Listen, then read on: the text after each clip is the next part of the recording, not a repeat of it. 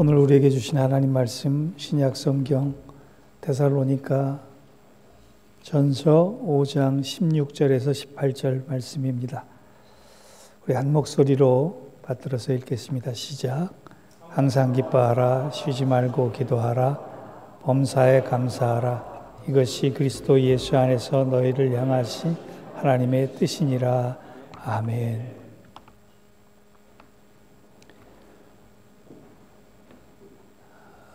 목사인 제게도 성경의 내용 중에 쉽고 명쾌하게 이해가 안 되는 것들이 있습니다.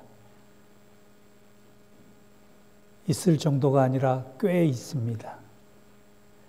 그 내용 중에 하나가 아담과 하와가 선악과를 따먹은 일입니다. 만약 그들이 선악과를 따먹었지 않았으면 지금쯤 우리는 에덴 동산을 여유 있게 행복하게 걸고 다녔을 수도 있었을 텐데 말입니다. 왜 평생을 따먹고도 다 먹을 수 없을 만큼의 많은 과일 나무들을 제쳐두고 하필이면 하나님께서 따먹지 말라라고 하는 그 열매를 따먹었을까요? 물론 성경에는 직접적인 원인에 대해서 선악과를 먹으면 너희들이 하나님이 될 수 있다라고 하는 사탄의 유혹 때문이라고 얘기합니다. 그런데 저는 조금 다른 각도에서 생각을 해봤어요.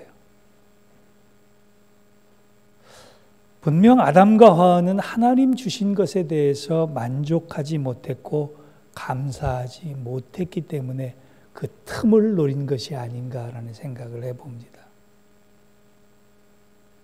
만약 그들에게 감사한 마음이 있었고 감사로 충만했다면 하루하루 하나님 주신 것들을 즐기고 누리고 행복해 했을 거예요.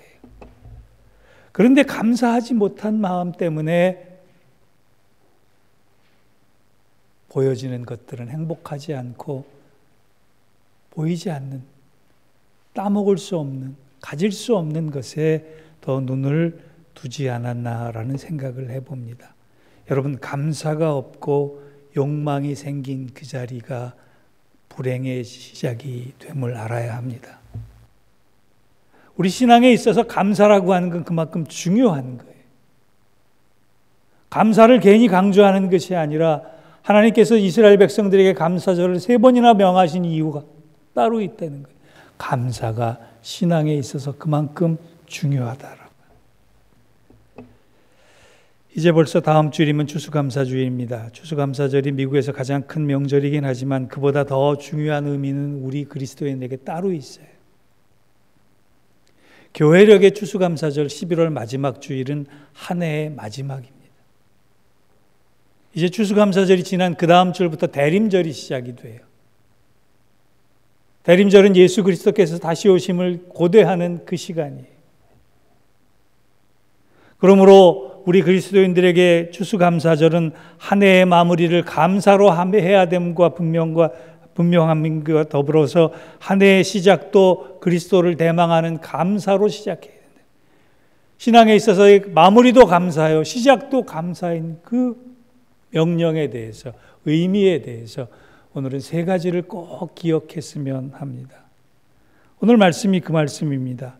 오늘 말씀 속에 기억할 첫 번째 감사의 의미는 뭐냐? 감사란 상황의 변화가 아니라 관점의 변화로부터 시작된다는 거예요. 사도 바울은 18절에서 이렇게 말씀합니다. 범사에 감사하라. 여기서 범사라고 하는 것은 원어적으로 모든 일이 아니라 모든 환경 속에서, 모든 상황 속에서라고 하는 뜻이에요. 그런데 사실 생각해 보십시오. 여러분, 목사라고 24시간 감사하지 못합니다. 이 말씀이 당위적으로는 참 좋은데 어떠한 환경 속이나 어떠한 상황 속에서 감사하다는 것이 실제로 가능한 일인지 한번 따져보기 바랍니다. 지금 이 자리에 계신 여러분들 중에서도 목사님, 저는 교회에 와 있지만 지금 살고 있는 환경은 지옥 같습니다. 어떻게 제게 좋은 환경만 있겠습니까? 나쁜 환경, 아픈 환경, 바쁜 환경, 숨가쁜 환경, 질식할 것 같은 절망적인 환경 속에 있습니다. 그런데도 불구하고 내가 감사할 수 있겠습니까?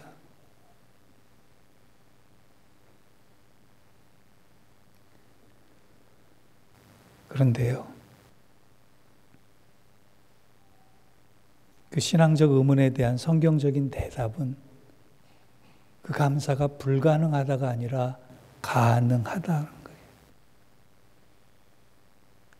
하나님은 우리에게 불가능한 명령을 하지 않으십니다. 가능하기에 얼마든지 할 수 있기 때문에 그렇게 명하신 것이. 우리가 범사에 감사할 수 있을 때 놓치지 않아야 될 명제가 하나 있습니다. 띠이 있다는 거예요. 그게 뭐냐? 우리의 범사가 하나님과 연결되어 있다는 사실입니다. 좋은 환경만 하나님과 연결된 것이 아니라 나쁘고 아프고 힘들고 눈물 흘리는 그 상황 속에서도 하나님과 연결되어 있다라고 하는 거예요. 그런데 분명한 것은 그것을 믿고 있는 순간 하나님께서 주시는 힘을 통하여서 힘든 시간들을 통과하고 그 정금처럼 빚어지는 시간을 인내할 때 결국에는 하나님의 선하심과 복된 결론으로 인도함 받는다라고 하는 믿음, 그것이 나를 더 감사로 인도할 수 있는 열쇠가 된다는 겁니다. 보통 환경과 조건이 좋아야지만 감사할 수 있는 명제가 아니라 하나님이 나를 붙드시고 계시기에, 하나님이 나를 주장하고 계시기에, 하나님과 내가 연결되어 있기에 내가 아프고 힘들고 어려운 순간에도 하나님께 감사할 수 있다는 것입니다. 그러므로 감사란 상황의 변화가 아니라 내 관점이 달라지면 고난이 커 보이는 것이 아니라 하나님이 더 커 보일 수 있다는 거예요. 그러면 감사가 나온다는 거예요. 예를 들어 볼까요? 창세기 22장을 보십시오. 아브라함이 믿음이 인정되는 사건이 있습니다. 아들 이삭을 제물로 바쳤을 때 여호와 이레의 은혜를 경험했기 때문이에요. 그런데 여호와 이레를 경험하는 그 순간에 여러분, 다른 단어, 다른 동사의 시각을 뺏기지 않기를 원합니다. 칼로 찌르다, 제물로 바치다, 그런 동사가 우리를 민감하게 하는 것이 아니라 창세기 22장 처음과 나중을 결론 짓는 아주 중요한 동사가 나오는데 그 동사가 뭐냐? 아브라함이 눈을 들어 하나님을 바라봤다라고요. 여호와 이레의 사건, 모리아산에 제물을 바친 사건의 시작과 결론은 하나님이 아브라함을 바라볼 수 있도록 만들어 주셨고, 아브라함은 하나님을 바라봤다라고 하는 그 시각적 동기, 관점의 변화 때문에 생겼다라고 하는 것이. 우리가 여호와 이레를 맛볼 수 있다는 것은 바로 눈을 들어 하나님을 볼 때 이루어지는 것입니다. 그래서 감사는 상황의 변화가 아니라 믿음의 변화여야 한다라고 하는 거예요. 감사는 관점의 변화입니다. 그걸 잊지 마시기 바랍니다. 복음의 사역자인 영성과 게리 토마스 목사는 이런 얘기를 했습니다. 믿음은 하나님께서 1년 동안 내 기도에 얼마나 자주 응답하셨느냐로 검증되는 것이 아니라 그분이 하시는 일을 내가 다 이해할 수 없을 때라도 그분을 계속해서 신뢰하고 그분에게 감사하는 모습으로 검증된다라고 하는.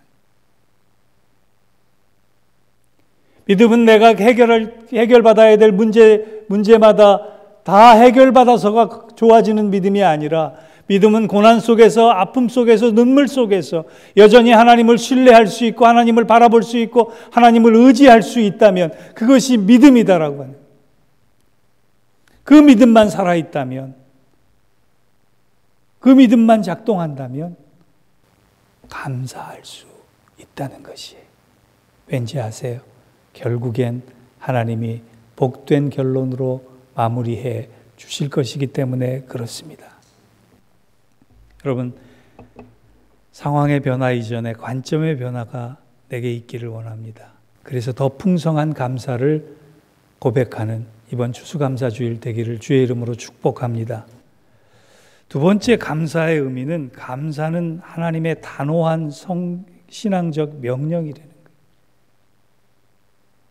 최 전도사님 미안하지만 잠깐만 한번 일어나 주시겠어요? 고맙습니다. 앉으세요. 이렇듯 행동은 명령하면 됩니다. 그런데 명령해도 안 되는 것들이 있어요. 내 마음에 명령을 해도 내 마음대로 안 돼요. 나보고 행복해라 한다고 행복해지는 거 아니에요. 나보고 기뻐해라 한다고 기뻐해질 수 있는 것이 아니에요. 명령으로 될 일이 아닌 것을 오늘 하나님이 명령하시는 것 같습니다. 범사에 감사하라.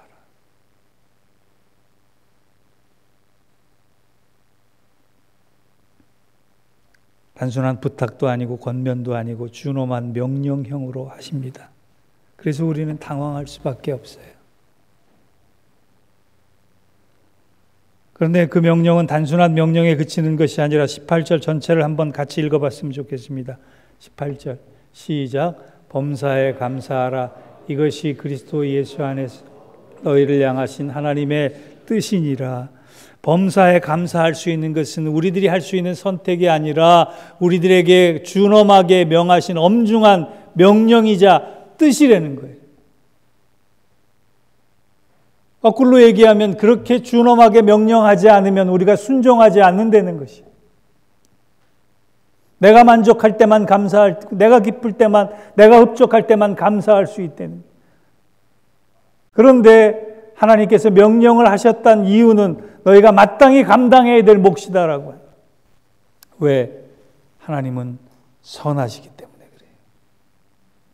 지금은 나쁜 일을 당하는 것 같지만, 지금은 억울한 일을 당하는 것 같지만, 지금은 슬픈 일을 당하는 것 같지만 결국에는 하나님이 선하시기에 선한 결과로 인도함 받을 수밖에 없다라고 하는. 그래서 그 명령에 순종하면 너희가 복되다라고. 예레미야 29장 11절에 이와 같은 것을 확실하게 주시는 말씀이 있습니다.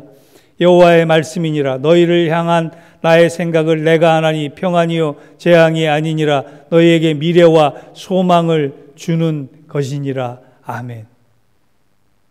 오늘 설교를 듣는 여러분에게 한 가지 명령을 합니다. 목사로서.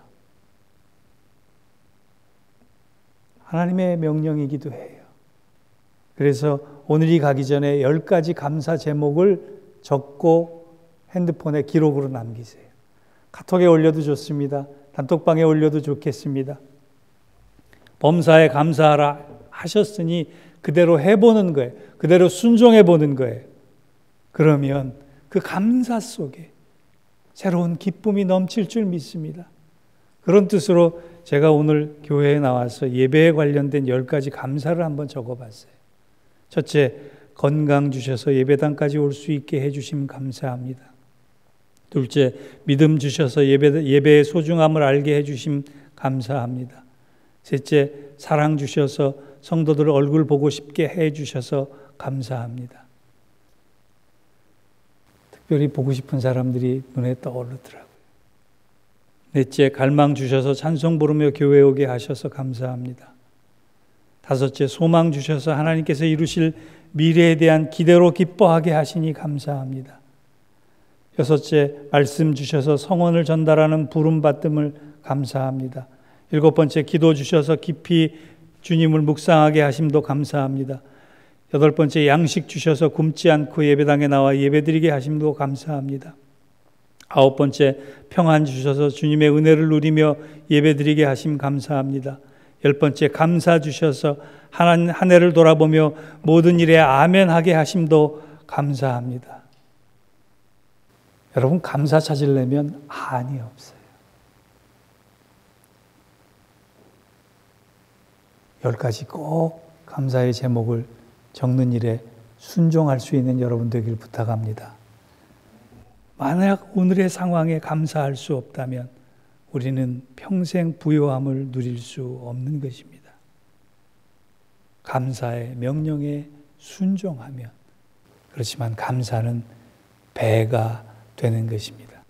하나님이 그 복된 결론을 맛보게 하기 위해서 명령해 주심을 믿고 감사할 수 있는 여러분 되시기를 주의 이름으로 축원합니다.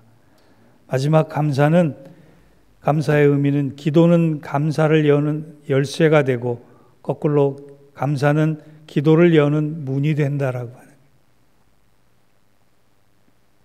제가 신학교를 졸업하고 처음 풀타임 사역을 시작했을 때 맡은 교구에 참 열심이었습니다. 새벽부터 저녁까지 신방 다니고 성도들 위로하고 붙잡고, 그래서 노인분들이 저를 그렇게 좋아하셨어요. 근데 저희 교회 교구 가운데 집사님, 젊은 집사님 한 분이 계셨는데 이분도 참 열심히 살았던 분이에요. 사무실은 영등포에 있었고 조그마한 공장은 강원도 원주에 있었는데 그 먼 거리를 매일 출퇴근할 정도로 열심히 살았던 사람이었어요. 그런데 제가 열심히 하면서 성도들 향해서 매일 기도했는데 그만 불행하게도 이 집사님의 조그마한 원주 공장에 불이 나고 말았습니다. 모두가 안타까워했고 모두가 슬퍼했습니다. 그래서 참 어렵사리 그분에게 신방을 갔어요. 권사님들 몇 분을 모시고.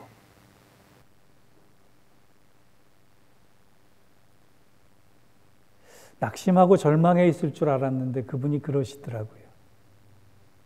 신방 와주셔서 감사합니다. 그런데 저는 하나님께 감사하고 있습니다.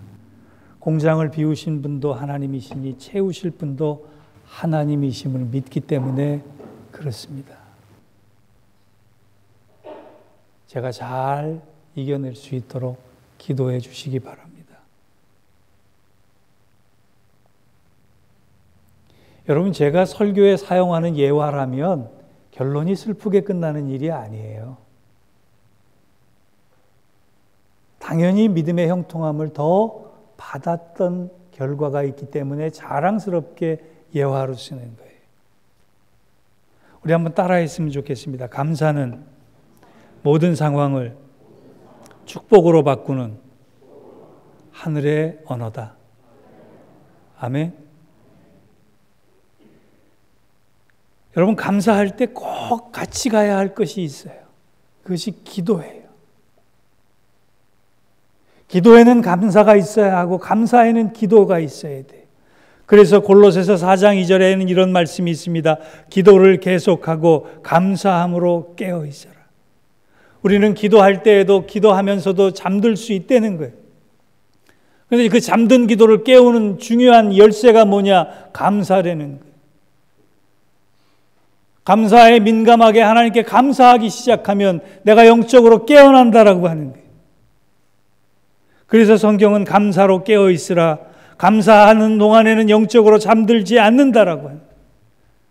오늘 본문 말씀의 17절에도 쉬지 말고 기도하라, 그리고 나서 바로 범사에 감사하라, 기도와 감사가 연결되어 있음을 증언하는 거예요. 여러분, 기도할 때 꼭 감사의 기도를 빼놓지 않기를 바랍니다. 더불어 감사할 때 그 감사가 기도까지 연결되기를 바랍니다. 이제 결론을 맺습니다. 2024년을 돌아보면 우리에게 좋은 일만 있지 않았습니다. 아픈 일, 절망적인 일, 슬픈 일, 고된 일도 있었습니다. 그런데 여러분 각자나 여러분의 가정과 교회를 바라볼 때 하나님이 이렇게 힘들게 하셨으니 나에게 이제 마침표를 찍으시는구나, 절망할 필요 없다는 거예요. 감사에 깨어 있으면 하나님이 마침표를 찍으시는 것이 아니라 쉼표를 찍어주셨구나, 쉬도록 만들어 주셨구나, 그 쉬는 동안에 기도하게 하셨구나, 그 기도하는 동안에 감사에 눈뜨게 하셨구나, 감사에 눈뜨는 동안 더 놀라운 은혜를 맛보게 하시는구나 깨달을 수 있게 된단 말이에요. 끝났다 마침표를 찍지 마시고 하나님이 잠시 쉬어가라 하시는구나, 감사해야겠다라고 생각하시기 바랍니다. 여러분, 기도와 감사는 마침표가 아니라 쉼표입니다. 그래서 그 기도와 감사를 통해 다시금 힘과 용기와 믿음을 얻고 나아가서 믿음대로 승리할 수 있게 되는 것입니다. 공고함 중에 계신 분이 있습니까? 낙심 중에 계신 분이 계십니까? 기다림에 지쳐서 이젠 포기할 때가 됐나 봐 라고 한숨 짓는 분이 계십니까? 시편을 읽어보십시오. 시편은 중간중간에 셀라라고 하는 단어가 나옵니다. 일단 잠시 멈추고 그 뜻을 묵상해 보라는 뜻입니다.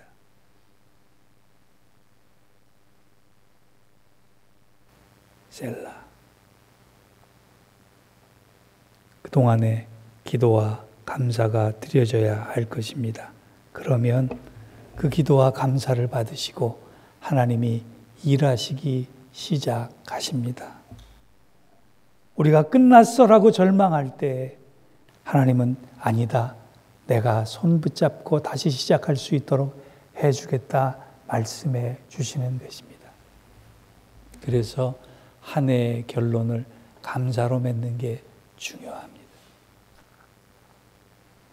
이제 이 감사의 의미를 붙잡고 감사와 기도를 더불어 드리며 더 큰 은혜, 더 큰 감사의 제목을 허락받는 우리 믿음의 공동체 되기를 주의 이름으로 축원합니다. 기도하겠습니다. 하나님, 풍성한 감사로 인도함 받을 수 있도록 기도와 감사를 쉬지 않는 저희들 되게 하여 주시고 감사에 눈뜨고 감사에 민감하고 감사에 순종할 수 있는 저희들 되어서 감사에 감사가 더해지고 은혜에 은혜가 더해지는 믿음의 공동체 되게 하시고 믿음의 가정들 되게 하여 주옵소서. 예수님의 이름으로 감사하며 기도하옵나이다. 아멘.